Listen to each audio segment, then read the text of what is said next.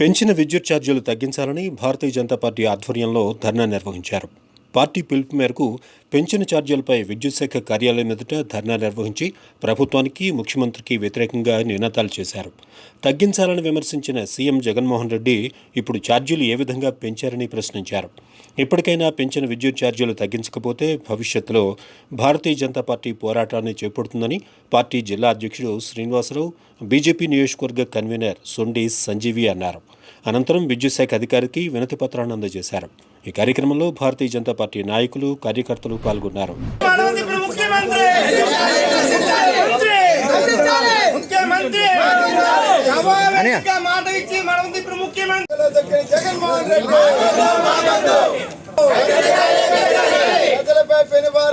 ప్రభుత్వం పెంచిన విద్యుత్ ఛార్జీలు వెంటనే, పెంచిన విద్యుత్ ఛార్జీలు వెంటనే, పెంచిన విద్యుత్ ఛార్జీలు వెంటనే, మాట మార్చి దక్కిన ముఖ్యమంత్రి రూపాయికి 10 రూపాయలు పెంచిన విద్యుత్ ఛార్జీలు వెంటనే, రూపాయికి 10 రూపాయలు పెంచిన విద్యుత్ ఛార్జీలు వెంటనే, విద్యుత్ ఛార్జీల పెను భారాన్ని ప్రభుత్వం ఈ సమస్య అనేది మీ చేతిలో లేదని అందరికీ తెలుసు.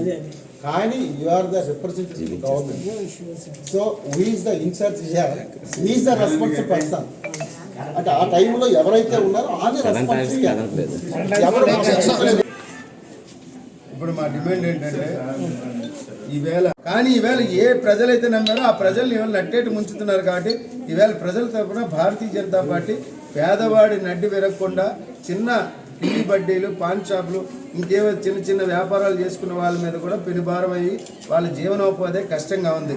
విద్యుత్ అనేది వాడకం ఈవేళ సర్వసాధారణం అయిపోయింది. కాబట్టి దీనిపైన ప్రభుత్వం ఆలోచించాలి. అలాగే కేంద్రం దగ్గర నువ్వు ఎంత కొంటున్నావు, ఎంతకు. ఈరోజు రాష్ట్ర వ్యాప్తంగా భారతీయ జనతా పార్టీ ప్రజలపై ఏదైతే ఈ ప్రభుత్వం భారం మోపి పేదవాడి నడ్డి విరుస్తున్నటువంటి కరెంటు ఛార్జీల భారాన్ని తగ్గించడానికి ప్రజల తరఫున, పేదవాళ్ళ తరఫున, చిరు వ్యాపారుల తరఫున ఈవేళ భారతీయ జనతా పార్టీ రాష్ట్ర వ్యాప్తంగా ఈ విద్యుత్ ఛార్జీల ఆందోళన చేపట్టింది. మేము ఒక్కటే అడుగుతున్నాం జగన్మోహన్ రెడ్డిని, అయ్యా మీరు ఎన్నికల ముందు చంద్రబాబు నాయుడిని తిట్టకుండా విద్యుత్ ఛార్జీలపైన ఎన్నో వాగ్దానాలు చేసి ప్రజలను నమ్మించి ఈవేళ మీరు అధికారంలోకి వచ్చారు. అవునా కాదా మీరు ఒక్కసారి ప్రజలకు చెప్పాలి. అలాంటి మీరు ఈవేళ 30 రూపాయలు కడుతున్న వ్యక్తి ఈవేళ 100 రూపాయలు బిల్లు పే చేయాల్సి వచ్చిన పరిస్థితి. అంటే మీకు ఉదాహరణ చెప్తున్నా, ఈవేళ 300 కట్టిన ఒక వ్యక్తి 1000 రూపాయలు ఈవేళ కడుతుంది అంటే ప్రజలపైన మీరు ఎంత భారం మోపుతున్నారో ఒక్కసారి ఆలోచించండి. ఈవేళ ఎవరైతే చిన్న సన్నకారులు ఉన్నారో వాళ్ళందరూ కూడా ఈవేళ 3 రెట్లు 4 రెట్లు విద్యుత్ ఛార్జీలను ఈవేళ వాళ్ళు మోయాల్సిన పరిస్థితి ఈవేళ ఏర్పడింది. మీరు ఒక్కటే హామీ ఇచ్చారు ప్రజలకి, చంద్రబాబు నాయుడు లాగా నేను పేదవాడిపై పెనుభారం మోపను అన్నారు. ఈవేళ పేదవాడికే శాపంగా మారింది మీ ప్రభుత్వం. ఈవేళ పేదవాడి ఉసురే మీరు తీసుకుంటున్నారు. ఈవేళ కిల్లి బట్టి నడుపుకుంటున్న వ్యక్తి 100-150 రూపాయలు బిల్లుని కట్టిన రోజులు పోయి 1200-1500 ఈవేళ కిల్లి బట్టి వాళ్ళు కూడా కట్టుకునే పరిస్థితి వచ్చింది. వాడి తలసరి ఆదాయం ఎంత, ఈవేళ మీరు మోపుతున్నటువంటి విద్యుత్ ఛార్జీల భారం ఎంత అని మీరు ఒక్కసారి ఆలోచించాలా. జగన్మోహన్ రెడ్డి గారికి భారతీయ జనతా పార్టీ సూటిగా అడుగుతుంది, మీరు ఈ రాష్ట్రంలో కేంద్రం నుండి విద్యుత్ కొనుగోలు చేస్తున్నప్పుడు మీకు ఎంత ఇస్తుంది, ఈవేళ విద్యుత్తుని మీరు ఎంతకు అమ్ముతున్నారు ప్రజలకు ఒక్కసారి బహిరంగంగా మీరు బహిరంగలేక పెట్టాలని ఈ సందర్భంగా అడుగుతున్నాం. ఈవేళ కేంద్రం మీకు 2.75 పైసలకు ఒక యూనిట్ ఇస్తే ఈవేళ కరెంటు విద్యుత్ ఛార్జీలు పేదవాడి దగ్గర మీరు యూనిట్కి 5 రూపాయలు చొప్పున మీరు వసూలు చేస్తున్నారు. మీరు కొన్నిదంతా ఈవేళ మీరు వ్యాపారం చేస్తున్నారా, ప్రజల తరఫున ప్రభుత్వాన్ని నడుపుతున్నారని ఈ సందర్భంగా అడుగుతున్నాం. ఈవేళ ప్రజల తరఫున 5 రూపాయల నుండి 10 రూపాయల వరకు కూడా ఈవేళ విద్యుత్ ఛార్జీలు మీరు వసూలు చేస్తున్నారు. అలాంటి పరిస్థితుల్లో ఈవేళ పేదవాడు ఎలా మిమ్మల్ని నమ్ముతాడని చెప్పి నేను అడుగుతున్నా.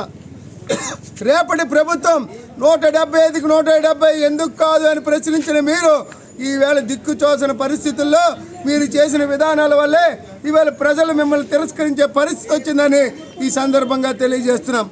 ఒకటే ముఖ్యమంత్రి గారు ఆలోచించండి, మాట తప్పను మడమ తిప్పను అనే వ్యక్తి మీరు అన్ని విషయాల్లో కూడా ప్రజల ముందు మాట తప్పి మడమ తిప్పి ఇవాళ మీ ప్రయాణం భయాందోళనలతో వారి యొక్క మేటలను ఆపుకునే పరిస్థితి వచ్చింది.